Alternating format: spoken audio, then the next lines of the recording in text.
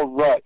Well, I'm really glad everybody tuned into another show, The Universe Inside Our Mind, and this is Dr. David Jubb, and we've got Lukey here recording, and we've got Patrice, and we'll really put full pictures here behind everything. But this story about Atlanteans, America, and the Indians, they read about shiny bones being dug up. Sort of the minerals and things, sort of bones of the earth, shiny bones. But this was a time gone by, of a story, of course. But this is really also about our own shining power that we have remained within us, more as a that we have here in North, with a heritage which is very amazing. It's Native American. But it's sort of a way for us to be able to clear away what isn't and put more what is. This is our identity more, and this is given to us more in story today, and in these shows that we're doing all about Atlantis and the digging up of shiny bones and North America.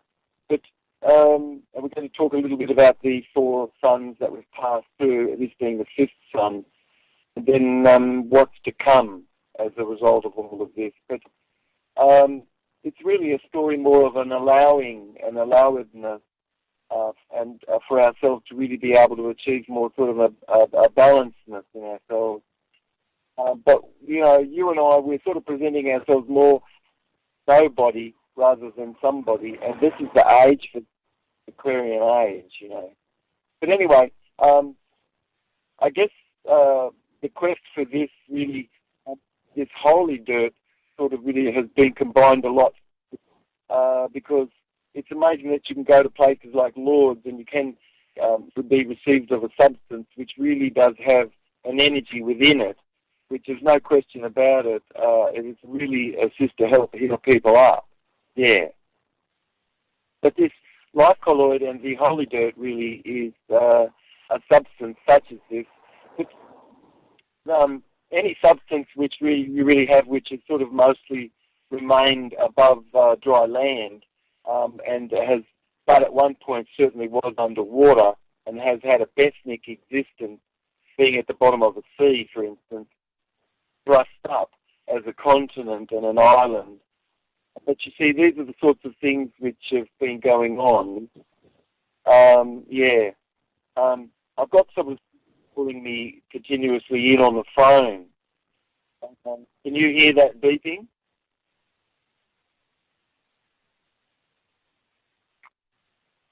Oh, okay. I've got a beeping on my end a bit, so I'll just keep going. It's amazing. But anyway, our continents have sort of risen and sunk into the sea. Lukey. And so that's really interesting. But new ones have risen up out of the bosom of the earth, and then liquid sort of really causes plates to float a little bit and subduction to occur with the plate. And Lemuria really is recognised by Lemuroid geography, and plants and flora analysis, and species and things, and you can link things also quite fairly scientifically through times gone by and the ages. Certainly the platypus and the koala, and then you've got Lemuroid animals like the lemurs in Madagascar. But there was a time when Ethiopia, certainly in Madagascar, were totally connected, and that goes back sort of 50,000 years. We've got places on the earth which some of these Nadi points have remained where canopies existed for the longest time, and you've got some earth remained where you've got organisms which are very, very old. But the biggest organism, is about 2,200 hectares in size in Oregon, and that's about 600 million years old. You've got some places on the earth which has been able to be remained above, yeah, and other places which really have sunk, but you've got organisms which really are bringing in nutrients and sensing the environment. Certainly, you've got an internet network there going on, in Oregon with this beautiful life form, which is one of the largest life forms on the Earth. But anyway, that's another story.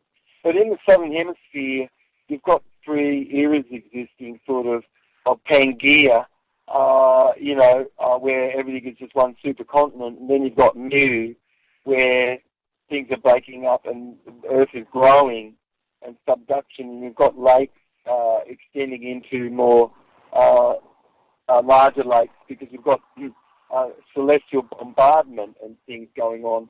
But Mu then extends into Lemuria, and then that goes into Atlantis and Atlantic times.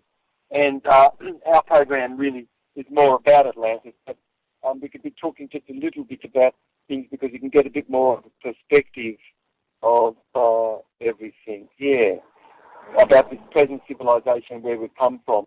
But all it's built from beautiful cities of the past, of course, which is now washed away and hidden sort of certainly under land and water. And a lot of this sort of has been discovered, but we've covered some of this, and I'm just sort of tracking a bit just to keep us on track where we are. But Mu was very large, and it last finished around about 50,000 years ago. A lot of it was sunk, but pieces of it existed up until recent times more.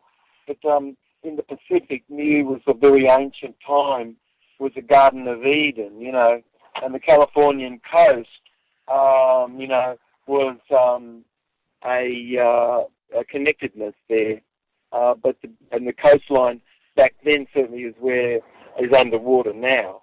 But beautiful underwater stone statues, as we've said, of the Mohawk tradition and of Atlantis, and these gorgeous, beautiful people with mesomorphic bodies and quite very athletic prowess in relationship to, just sort of normal people, really. They were very athletic. But you've got a beautiful writing back then, and you've got a lot of things there which is sort of topsy-turvy.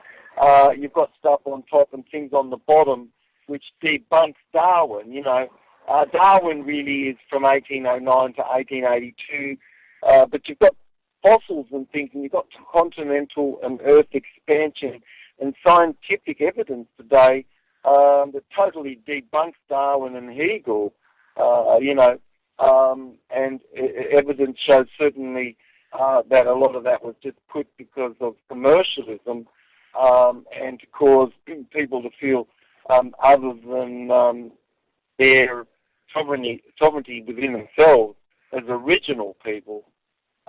You're an original, certainly. But Lemuria, 5,000 miles long back then, 3,000 miles wide,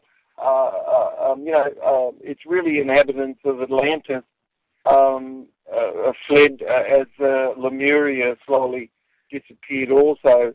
But that was all connecting Australia and India and Africa and England, which you could walk all the way around there at one point there, certainly. But all the animals roamed certainly in Pangaea's time. But once the water was deposited 65 million years ago as it began to rain and the oceans filled up, you've got regions that were connected, certainly like the Californian coast. But you've got Fiji and Hawaii and Easter Islands. You've got submerged cities there, which is the naval Easter Island, where you've got these gorgeous red, white, and black stone, which the Atlanteans loved to build with. But anyway, you've got Cambat, you could look up, of course, and you've got things going on in the sea now, of course, flooded over. To go back beyond 10,000 years, 8,498 BC, Earth went through a bit of a shocker, with that asteroid hitting, which we've talked about. And then you've got Yonaguni Island in the Pacific, which a lot more water has been rained and the Earth's been tilted a little bit. And you've got civilization amazing up in North Korea and South Korea area there, which is yet to be come sort of known more. But Atlanteans definitely mined quite heavily minerals and things in that area. But Yonaguni Island in the Pacific is also, and the Caribbean, all sort of connected one huge, beautiful Atlantean civilization back in this time of the Americas we're going to be talking about during our program. But Dorka and certainly Sodom and Gomorrah and Tikrit in Turkey, these are cities going back before 12,000 years, long before this time which we're talking about now. The Rockies have shells on top, mate, certainly 10,000 years old. Earth's reformation really every 600,000 years. It's gone through certainly a radical polar shift, and that is the longest time frame that ever could be between cycles, which that's a cycle which is the longest cycle that's been. It could be explained a lot actually by the Stargate system that's been set up by Atlanteans to hold the Earth in a protective manner that it would shield itself in times of electromagnetic crisis like this, and be able to line itself up so that a lot of this would fall into the Pacific. But anyway, who knows? We might get to that. But years ago, of course, we had a very radical, very deep insight. But we're long overdue, for this insight to be returned to us. And certainly the cycles of time upon us, with this great crossing that's going on. But you and I are sort of living in the fifth sun. This is the sun of earthquakes. There's been 4 major catastrophes in the past, and certainly new asteroid threats are imminent. A 1.2 kilometre rock, smaller, of course, than what slammed into Jupiter that we witnessed, but in 2004M is being located, and that's a potential impact in 2014. Little information, of course, is sometimes put and given, but it could be back page somewhere because people have properties, and they don't want to have their properties lose any value.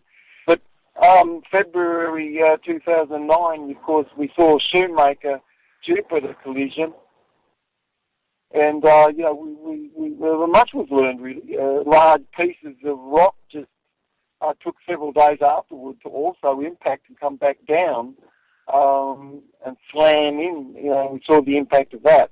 But like Chitko in the Tunguska, Siberia area was one of the most recent, air explosions, and what effect sort of nuclear-like sort of effects these air explosions have. But you've got under 50 grams of rock sort of recovered, on a regular basis, Lukey. And you've got meteorites crashing September 21st, 2007 in Peru. This is a beautiful story that people could love to track.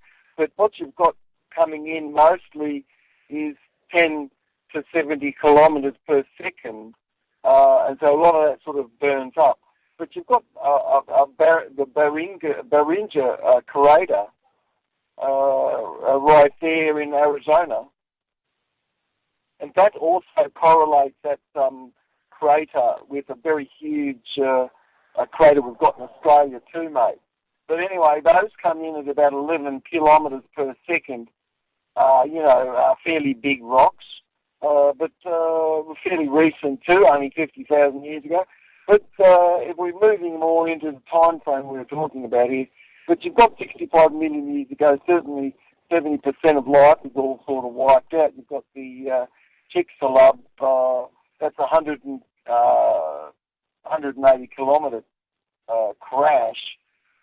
You've got, it's caused it to rain and flood all over, and it raised all the tsunamis several miles high during that period of time, which they raised around the Earth and created lots of layers, which Eagle and Darwin couldn't sort of really put into their equation at all. But that water really gradually has filled up the sea as we know it today, and part of all of this is sort of something which really should be put into the equation. It's sort of something which really is wasn't put into the equation of time being constant for Darwin and Hegel, which time hasn't been constant, but certainly vegetation and growth of bogs and things. You've got iridium deposits and stuff. You've got ash layers. You've got specific layers that confirm 30 ancient, certainly radioactive sites, I think, which we've mentioned now in our program. But you've got, again, that's recorded in 2193 BC and then again 1628 BC. You've got the heavens darkening and temperature changing radically and plummeting, and you've got four global catastrophes, which we can talk about. But let's go back to the last one we could remember, because the big one that occurred was such an electromagnetic energy that it just really did gut lots of people's brains, People were just left standing or sitting where they were listening or doing what they needed to be doing, and as it went by, people just were left to pee in their pants, really. So not much memory was after that. That was the big one. But the ones that have happened since on the survivors and things have gone on, and this is the story which we're telling. But 3100 BC, mate, Earth gets a big shocker, like a woofer that happened to us, which could be explained. Hopefully we might be able to even get to this in our program, but we're doing 28-minute shows. Well, let's see. But then you've got, if we can go through this, these four suns at least. You've got 3100 BC, right, which we'll talk a little bit about, and you've got 2200 BC. You've got a shocker hitting us here in North America and Atlanteans. You've got 1600 BC, something happening again, a bit like that, and then in 1200 BC. So you've got these four suns, and they are correlated today with the calendars of the Vedic texts, as well as the Mayans and these calendars and things. But the Indian subcontinent calendar, certainly in the Mayan calendars, synchronise, and these dates are quite certainly catastrophic conditions which have occurred on the Earth, and it'd be just crazy just to be dismissed of that as you would if you followed Darwin and Hegel. But comet, Proto-Enki in 3113 BC, and then you've got 2193 BC, and you've got Proto-Enki and Oli Jato, and you've got Hale-Bopp converging, and they've created bloody havoc, I'm telling you. But they're slowly being knocked out and sort of made a bit smaller through attrition over time. But then in 1628 BC, and we're going to be talking a little bit about this in our program, Atlantean times and shiny bones being dug up here in North America. You've got 1628 BC, Oli Jato and Proto-Ink, knocking us around. And then you've got 1198 BC, Oli Jato and Proto-Ink, creating enormous flooding and climate change. Yeah. So these sort of really create these ages, you know. Are you there, Lukey?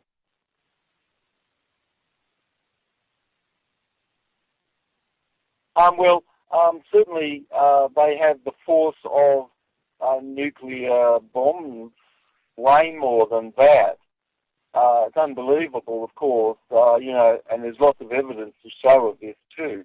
But copper,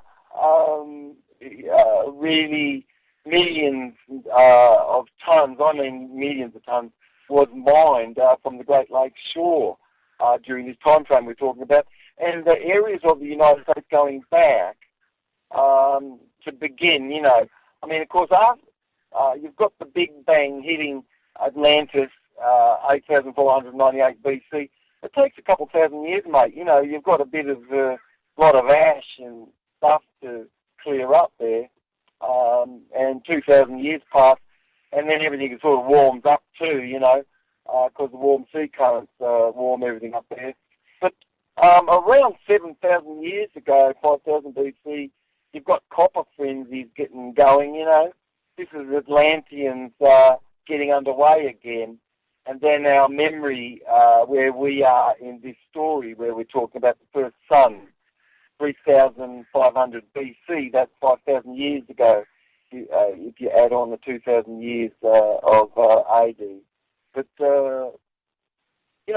these ages and frenzies sort of finished abruptly and then continued on, and then eventually, of course, 1,100 BC, because of this asteroid calamity, of course, you've got Poverty Point also being abandoned, and then this is the New York City of the Americas and the world back then, being a huge civilization, way beyond, what's on the ground now, but not anything like what existed in Atlantis.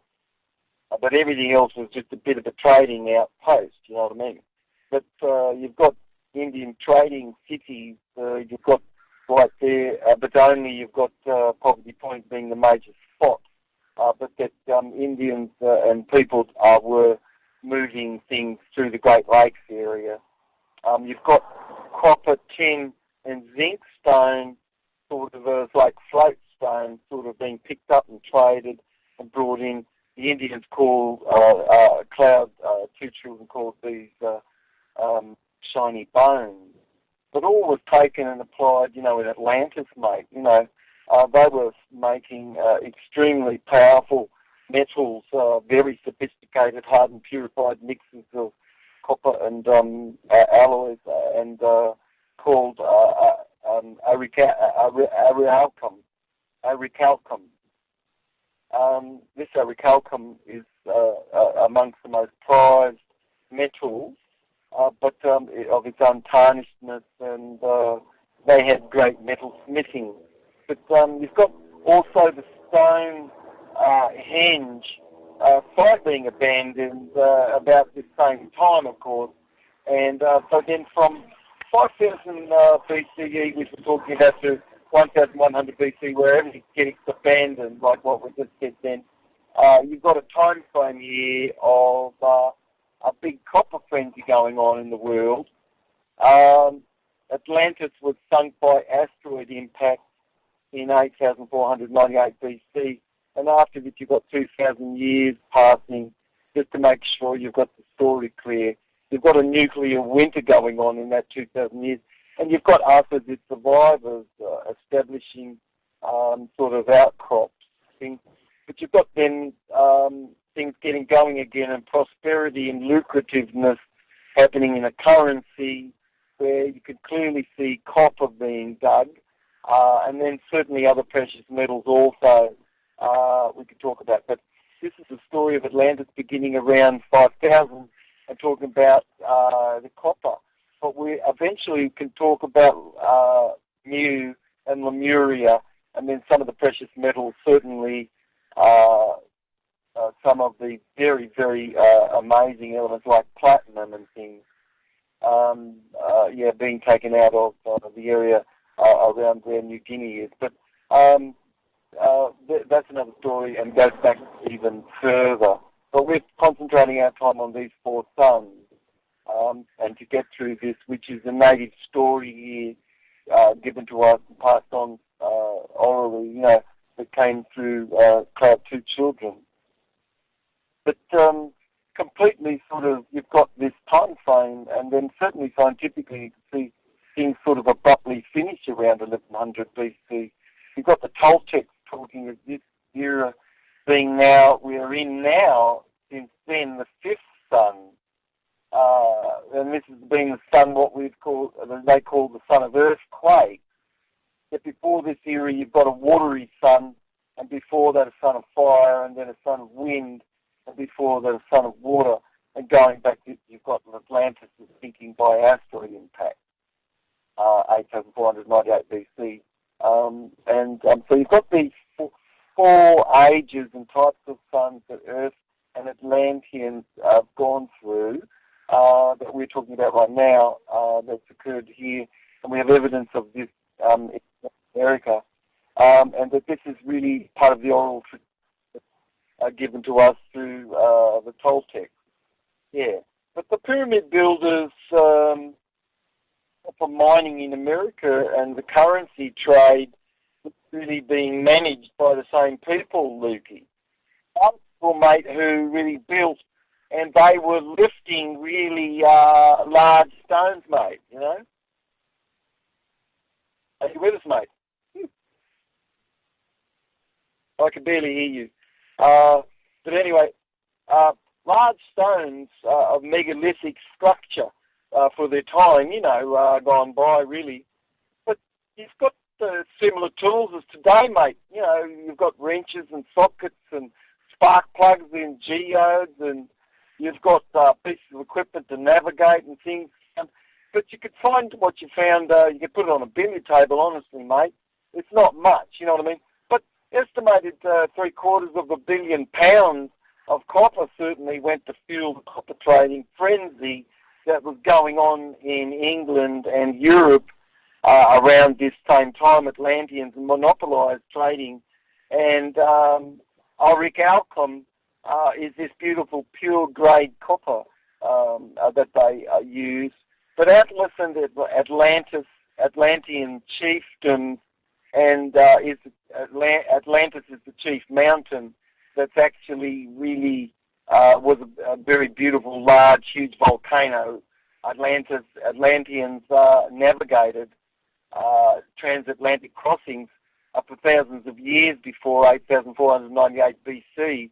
And then also from around 3,500 BC, we see really quite a bit of activity going on in the seas.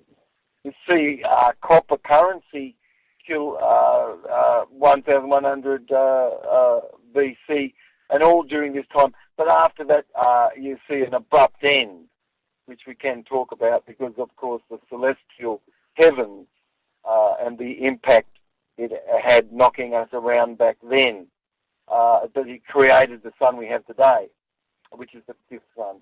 But the Toltecs talk of us really living now in this fifth sun, and these four epochs going back to 3,500 BC, from a time of rememberedness of social order, that we could easily open up to in oral story, and that this sort of becomes closer to us as we become aware now more of putting everything together, and not just having a localized story told, but something more global. But you've got to correlate these four major epochs of cosmic bombardment since, and then these major destructions of Atlantis, of course, and asteroid impact, going back to 8,498 BC, which was one major collapse of Atlantis, and then the slow collapse of what was left of it as it rebuilt itself, finally to finish in 1100 BC. You've got 5,000 years ago, that's 3,500 BC, basically. The Bronze Age is really coming and flourishing, and you've got copper being mined, to fuel this. People might wonder where it all went, but if you know about Atlantis, which we could take you underwater to show you where it was. But I've spent a lot of time putting all of this together and gone to lots of these beautiful sacred places to get the Akashic records. But you've got the nearest, also to Europe, 6,000 years ago, you've got the Atlas mountain of Mount A, and being part of the alphabet, being about a house or provision, a house. It rises up out of a sea. It's a flat, and it just comes straight up. That's the oral tradition of A, and the V is really victory, and that comes about from Nibiru. But it's an accurate rendition, really remembered story since about 5,000 years ago about Nibiru, which is a symbol, which is something which the natives are aware of, which is like a V, which has got orange and red and black coming out of it. But these are the symbols and colours of Atlantis, Atlanteans. But a whole species of humans and civilization is exterminated by ancient warfare, certainly, because people sort of fall to decrepitness and controlledness and lizard brainness, really. But you've got that Atlanteans having to defend themselves as well, and you've got natural disaster. But then during times of that, you've got 500 years, sometimes that's happened, of dark ages where everything's obliterated, and even consciousness, you've got a rudderless sort of memory. But the Indians orally really have kept things as an oral tradition, but that there was a war going on, certainly, is told to us between the Atlanteans and the non-Atlanteans in the midst of these huge, gigantic floods occurring too. But very few escape from, but this story is being spoken and shared with you. The recovered technology, of course, and achievements of Atlanteans is way beyond anything that regular people could be aware of. But the scientific and astronomical and agricultural scientific excellence is way beyond advanced science and insight today. But we could talk about when finally Ireland was settled in some of these areas. But you've got a very few Atlanteans survived the wars and the calamities, but you've got some again sort of rebuilt all the way back from rubble and that. And then got three large, huge, major catastrophes packed beyond 3,500 BC, and this 500 years of dark ages. You've got until 1,200 BC, 1,100 BC, finally everything is done for. 100 years after that, Atlantis is really finally destroyed, forever. And so, it's just very interesting because you've got Plato putting bits of this together, certainly, but you've got human races of the past and also of the present. You've got the Florenzis, very small little people. You've got little one blown out of a rock, which was only about 1 foot high, fully grown person in Wyoming. You've got certainly soft tissue of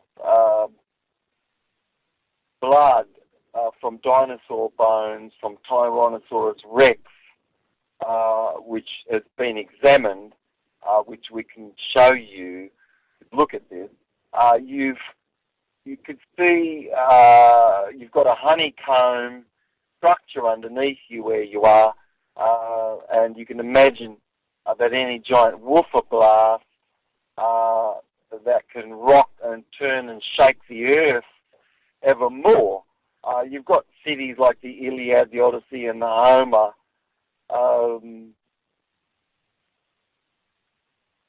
But you've got people concerned today about traffic, you see, and making sure that something gets fed, which something never would, but you've got everything having to be just mechanically done, you know, and that is a very serious 440, which there is no natural or cyclical time that occurs.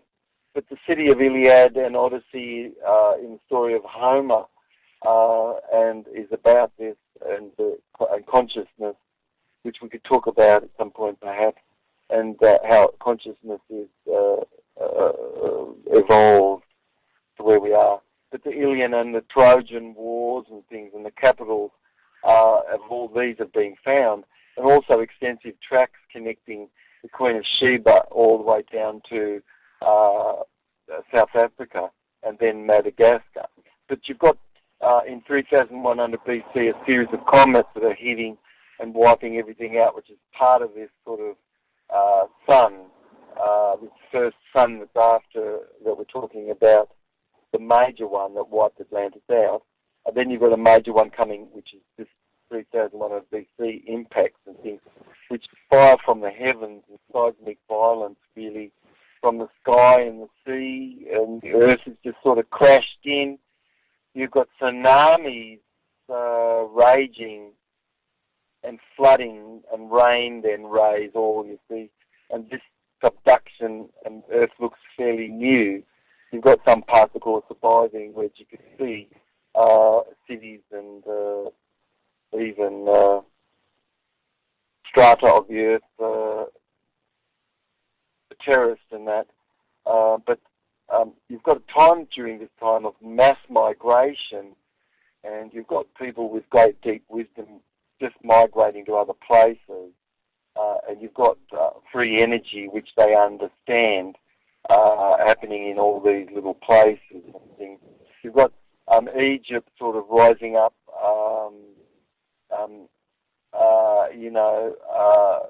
and Atlanteans being involved in this and burying the ships there, which were used to create, and then alongside the pyramids. You've got India, Morocco, and England all under Atlantean management. You've got people surviving these earthquakes and rebuilding from the rubble and volcanic activity.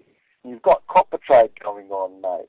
It's got it going on right here in America, and you've got the chiefdoms going on, you know, which is just the most deep, major spiritual insight here. Aboriginals no longer. You've got originals we're talking about. This is you and I. These are originals. You are an original of this land, which is a flourishness that goes back, you know, till about 1200 BC. And certainly Kenwick man is an original we're talking about. You've got celestial sufferedness, also sort of in between, you know what I mean? But yeah, you've got like peace and harmony sort of going on as well, you know, during these ages. I think I'll just do a little bit more and we'll take a small break here. But you've got copper having been found in Lake Michigan shoreline, and this is a boon to Atlanteans. And you've got, after this, natural calamities, and the Atlanteans, which you can see paintings of them with the bulls and the crescent moon, and you've got the people in the Mediterranean islands. You've got the Mohawk Indians and people of Krishna's time who wore their hair like this as well. You've got Atlanteans suffering from a pirating that's going on, and power of Atlanteans and their superior metallurgy and Atlantean arches and pulpit and inlaid wood and rich colours being applied in tapestries and things in some of these cultures still today, that Morocco was a gateway to the New World and is, used to be a land bridge out to the islands there of Atlantis, off Essaouira, which is now only a stone outcrop, as a stone wall, still in the sea there. But Atlantean monopoly of orichalcum established colonies in the Yucatan, England, North Africa, Iberia, the Canary Islands, the Azores are just some of the places above the earth, above the water now. But yet, 2193 BC, you've got celestial bodies that wreaked havoc again, getting us going with the second sun. 608 BC. You've got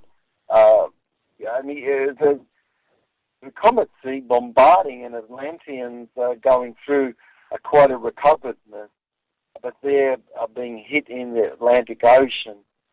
You've got evidence of mining during this period of time, and Poverty Point's growth and the Indian south of this and their middens and things, all of a sudden collective middens and things coming to be. You've got native stories about the bearded mariners that came to get these shiny bones from the earth,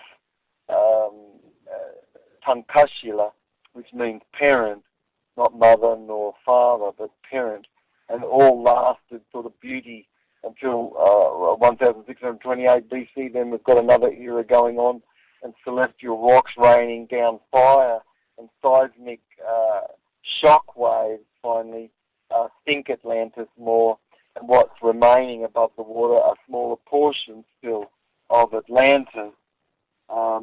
You've got Poverty Point going on, and Stonehenge continuing on until, of course, finally 1200 BC around this era. You've got everything then is vacated after this time, you see, these stone megalithic structures. But after this celestial event had its effect around 1200 BC, Atlantis was really pretty much done for. It struggled a bit, and then wars were fought against it. And after this point in history, except for smaller outposts, you've got further away older Pacific, Lemurian, Atlantean connected outposts, and you've got some remain just like islands that were sunk off Peru, even as late as the 1600s AD. But you've got much teaching forming the basis of eye awareness arising out of these ancient Atlantean teachings, which is surviving here today in this Toltec tradition, which is being passed on to you, and from this authority of Cloud 2 children today. And the secret story sort of taught some Buddhists, not taught all, of course, except for the adept. But you've got a story really being passed on about geographic spots you're in, and stories really existing here of the great chieftain and tribal ancient America and ancient spiritual ways of living and teaching, you see, surviving to this day. But you've got to descend from the outside world to find this. And you've got 440 in front of your face, and it's every 5 minutes. It's like TV in a way of what it's come. But from what's not perfectly put on the outside, you can go inside now here, and you can be finding this inner peace. And you can have this law and order where this really is existing. You can find this beautiful integrated state of being where you've got this very beautiful perception, and you have a gorgeous high quality about you, and the natives call this hollow bones. But anyway, when we come back, I guess we should talk a bit more about this time frame and having hollow bones.